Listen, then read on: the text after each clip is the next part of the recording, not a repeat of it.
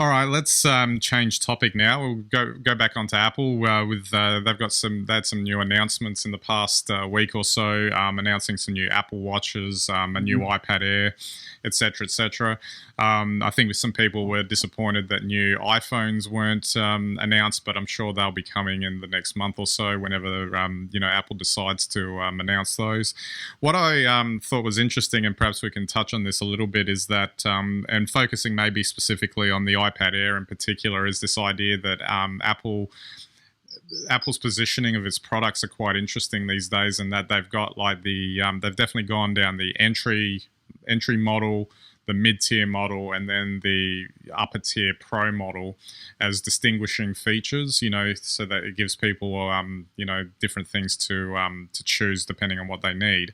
And what I find interesting is that the mid-tier is really the sweet spot for just about everyone, really. And it would seem that the entry level is actually pretty good for a lot of people too, but that might be more geared towards education markets and stuff like that. But the pros are for the pros, and you don't necessarily need to spend all that money for those devices. But it's interesting that their mid-tier is actually pretty good and is actually probably the better option for most people, given the price points that they're advertising these things at.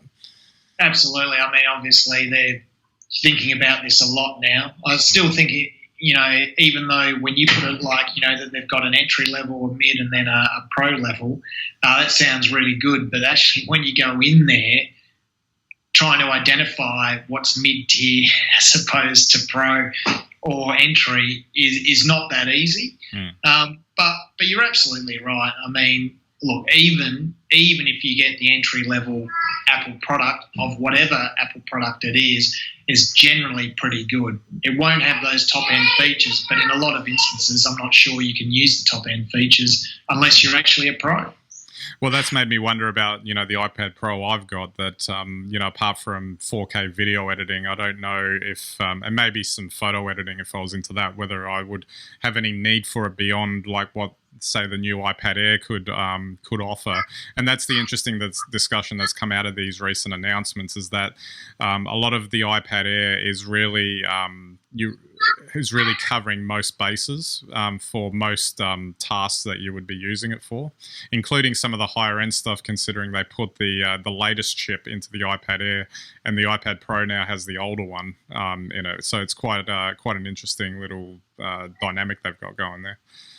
Well, that's right. And I think that's always what's nice about Apple, that even if you have one of the less spec models, you still have always just enough performance to do something pretty cool. You might not be able to sustain it for hours, as you would need for a pro application. But if you're trying to do something, at a pro level, and you're just trying to give it a go, well, there's nothing on an Apple to stop you. But I can tell you what, on a PC, there's plenty of obstacles. And yes, that's why we still love Apple. Yeah, absolutely. And I guess we can revisit this in about another month or so's time, because I'm pretty sure they're going to announce those new Apple Silicon Macs for the first time, and that'll be where it gets really interesting. Well, for me, it's the first time probably in 10 years I've been interested, so we'll check them out.